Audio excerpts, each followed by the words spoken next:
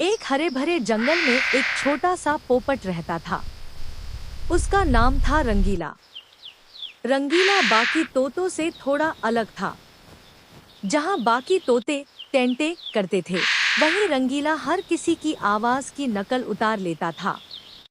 अगर शेर दहाड़े तो रंगीला भी दहाड़ दे। अगर बंदर हंसे तो रंगीला उससे भी जोर से हंसे। और अगर हाथी चिंघाड़े तो वह बिल्कुल हाथी जैसा आवाज निकाल दे। पूरा जंगल उसकी नकल देखकर हंसता रहता था।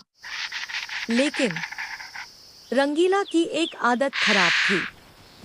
उसे शरारत करने में बहुत मजा आता था।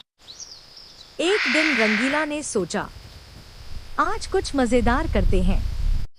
वह पेड़ के ऊपर बैठ गया और शेर की आवाज में जोर से दहाड़ा, ग्रर। जंगल के सारे जानवर डरकर भागने लगे।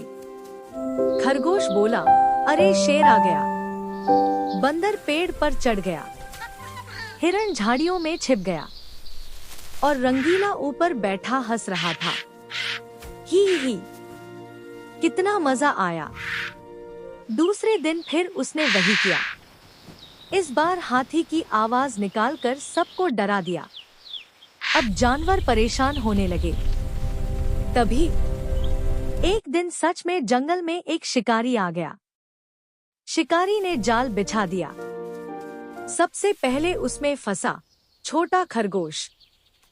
खरगोश जोर जोर से चिल्लाने लगा, बचाओ बचाओ। रंगीला ने सुना। वह उड़कर पास आया। उसे समझ में आया, यह तो सच में मुसीबत है। सारे जानवर बाहर आए। खरगोश को जाल से छुड़ाया गया। सबने रंगीला की तरफ देखा। खरगोश बोला, आज तुम्हारी नकल काम आ गई। शेर बोला, तुमने समझदारी दिखाई। रंगीला को अपनी गलती समझ में आ गई। वह बोला, माफ करना दोस्तों, अब मैं बिना वजह किसी को नहीं डराऊंगा। उस दिन के बाद रंगीला ने अपनी नकल की कला का इस्तेमाल मस्ती और मदद के लिए करना शुरू किया। अब वह बच्चों को गाने सुनाता, जानवरों को हंसाता और मुसीबत में सबकी मदद करता। पूरा जंगल उसे प्यार करने लगा। रंगीला ने तुरंत एक योजना बनाई। वह उड़कर शिकारी के पास गया और अचानक शेर की जोरदार दहाड़ लगाई, ग्रर। शिकारी डर गया। उसने सोचा, अरे शेर आ गया। फिर रंगीला ने हाथी की चिंगाड़ लगाई, कौन। अब शिकारी और डर गया। वह अपना जाल छोड़कर भाग गया।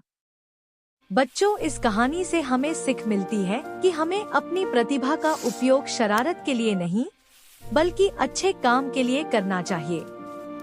मजाक तभी अच्छा होता है जब किसी को नुकसान न हो। बच्चों, ऐसी ही मॉरल कहानी सुनाने के लिए मैं अगली कहानी लेकर फिर आऊंगी। तब तक के लिए धन्यवाद मित्रों।